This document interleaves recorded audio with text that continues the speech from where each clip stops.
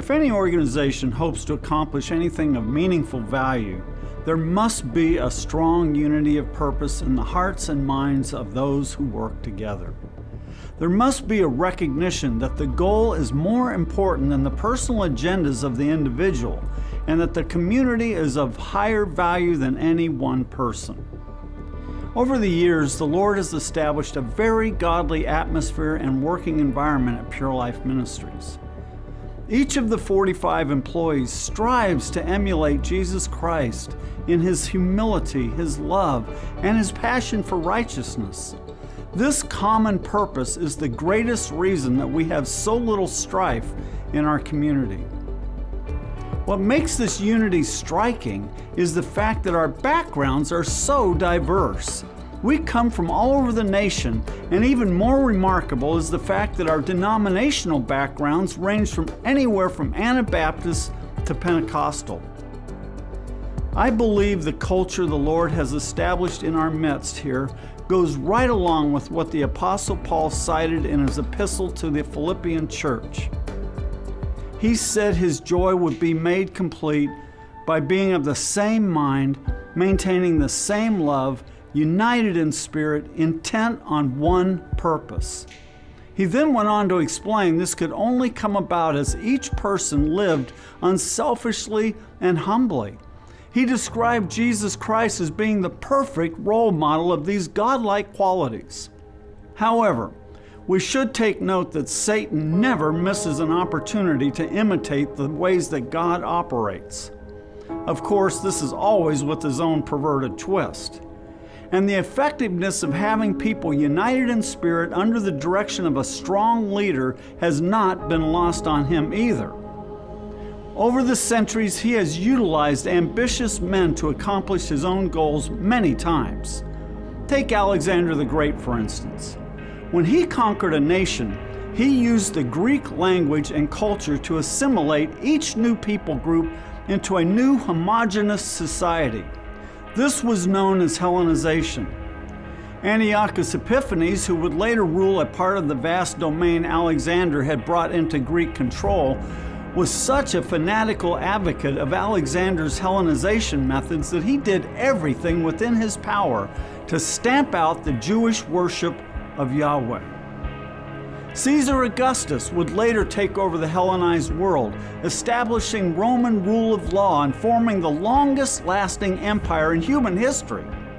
These are only a handful of wicked men with designs on conquering the world.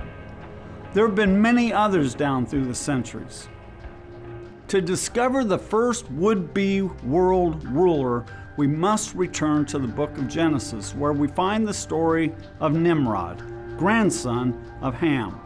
And just like his grandfather, Nimrod had rejected obedience to the one true God in favor of a course of self-determination. We're told that Nimrod was a mighty hunter, meaning he was a mighty warrior who mustered an army from the line of Ham and began conquering various tribes that were scattered across the Fertile Crescent of Mesopotamia. Rather than leading people to obey the commandment the Lord had issued to his forefathers to multiply and scatter throughout the world, he formed people groups he had conquered into 6 separate cities, specific locales where citizens could congregate together, establishing their own culture with its distinctive collective character. It was in the newly formed city of Babylon that he established his headquarters. Nimrod successfully subjugated people groups and formed them into cities he could control, but he knew that he needed to do something more to solidify their compliance. And so it was here that he built the world's first ziggurat, later known as the Tower of Babel. I wrote the following in my book, Intoxicated with Babylon. Apparently, Nimrod perceived that in order to succeed in his insurrection, he would need a powerful force to unite his diverse subjects. Perhaps this was an additional motive for building the Tower of Babel. Not only would it rise higher than any future flood, but it would also serve as a focal point for a new religion. The tower would serve both as a magnificent attraction to draw people from all over the world, as well as a temple to gods of their own choosing. His people would no longer be confined to worship only the great Jehovah who caused the flood. Nimrod's new temple would allow people to worship a host of gods. It's probable this was the result of a brilliant revelation. Jehovah was only one of many gods. Of course, Nimrod might have told his followers, Jehovah is the God of the Semites, the descendants of Shem, but surely there are many other deities that affect the lives of mankind. It seems that the founder of Babylon presented a vast array of gods to whom his subjects could appeal for help. Besides the obvious fact that his world religion was not built with the idea of serving and worshiping the Lord alone, he played on people's fanciful notions that there were actually a variety of gods, each with its own local realm of influence and each with its own particular powers. His new religion would be much different than that of the Semites. Rather than uniting together in humble submission to the will of God, these people would create their own religion based on their own whims. In fact, their gods existed primarily to aid, empower, and accomplish their own desires. One can see the power associated with unity of purpose by what the Lord said when he saw what Nimrod was doing. Behold, they are one people, and they all have the same language, God said, and now nothing which they propose to do will be impossible for them. That is the power of unity, whether it is under the rule of Jesus Christ or under the rule of some satanic despot. Nimrod was the first of numerous antichrists who have plied their trade down through the centuries. He was also the first antitype of the coming world ruler soon to appear on the world stage. And, perhaps for the first time since those days, a truly unified global community under a single leader is actually feasible. Powerful technologies have been utilized to largely undo the confusion God created at Babel. Mankind is unifying under a set of humanistic principles that allows everyone to do what is right in his own eyes and serve a God of his or her own choosing.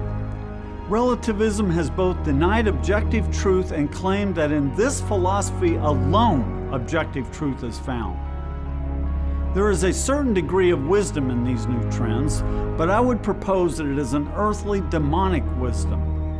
The underlying principle fueling this new form of radicalism is the exact same desire that inflamed Nimrod, the desire to throw off God's right to demand obedience to his authority. The entrance of Jesus Christ into the world system of his day was the most monumental event of history. He brought spiritual light into a world that had long since been darkened by the sin and rebellion of mankind. Unregenerated humans hate that light because it exposes the ugly reality of what they are really like inside.